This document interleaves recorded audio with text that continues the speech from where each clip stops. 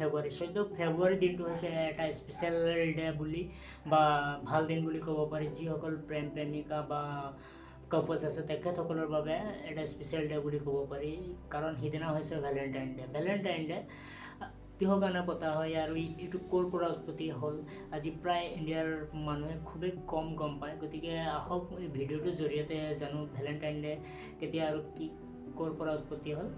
যদিহে ভিডিঅ'টো ভাল লাগে বা ইনফৰ্মেটিভ লাগে এটা লাইক কৰিবলৈ নাপাহৰিব। হয়, জনাব বিচাৰোঁ অৰিয়া অফ জেকবছ দ্য ৱাৰাজিন নামৰ এটা কিতাপৰ মতে ৰোমৰ এজন পুৰোহিত বা পূজাৰী বুলি ক'ব পাৰি আছিল, যে তেখেতৰ নাম আছিল সন্ত ভেলেণ্টাইন। জীৱনৰ মাত্ৰ এটাই লক্ষ্য আছিল প্ৰেমক আগবঢ়োৱা বা প্ৰেমৰ বিষয়ে তেখেতে প্ৰচাৰ কৰি আহিছিল, আৰু সেয়ে বহুতো প্ৰেম প্ৰেমিকাক তেখেতে বিয়া বাৰুও কৰাইছিল। গতিকে জনাব বিচাৰোঁ। লগতে সেইটো চহৰৰ এজন ৰজা আছিল যাৰ নাম আছিল ক্লডিয়াছ। তেখেতে এই বিৰুদ্ধে কেতিয়াও সমৰ্থন কৰা নাছিল, এই বিষয়ে সমৰ্থন কৰা নাছিল।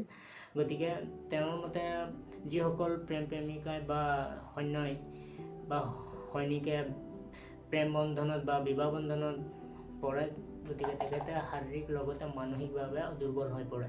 তেওঁ সেইটো কাৰণে তেখেতে বিয়া বাৰু বা ভাল পোৱা বা প্ৰেম কৰা কেতিয়াও অনুমতি দিয়া নাছিল। গতিকে সেয়া দেখি সন্ত ভেলেণ্টাইনে এই বিৰুদ্ধে মাত মাতি আহিছিল আৰু বহুতো প্ৰেম প্ৰেমিকাক তেখেতে বিয়াও কৰাইছিল। সেয়া দেখি যিজন ৰজা আছিল ক্লডিয়াছ, তেখেতৰ আদেশ পালন নকৰাৰ বাবে সন্ত ভেলেণ্টাইনক তেখেতে 14 ফেব্ৰুৱাৰীৰ দিনা ফাঁচি দিছিল। আৰু তেখেতৰ যিসকল ভক্ত আছিল ভেলেণ্টাইনৰ, তেখেতে সিদিনাৰ পৰাই প্ৰেমৰ দিন বা ভাল পোৱা দিন বা যিটো কোৱা হয় আজিৰ যুগত ভেলেণ্টাইন ডে নামেৰে পৰিচিত, সিদিনাৰ পৰাই উদযাপন কৰা হয় বুলি জনা যায়। আৰু এইটো মই কোৱা নাই, বৰ্তমান এইটো গুগলত আপোনালোকে চাৰ্চ কৰিলেও গম পাব। গতিকে ভিডিঅ'টো ভাল লাগিলে এটা লাইক কৰিব আৰু পেজটো ফ'ল' কৰি ৰাখিব।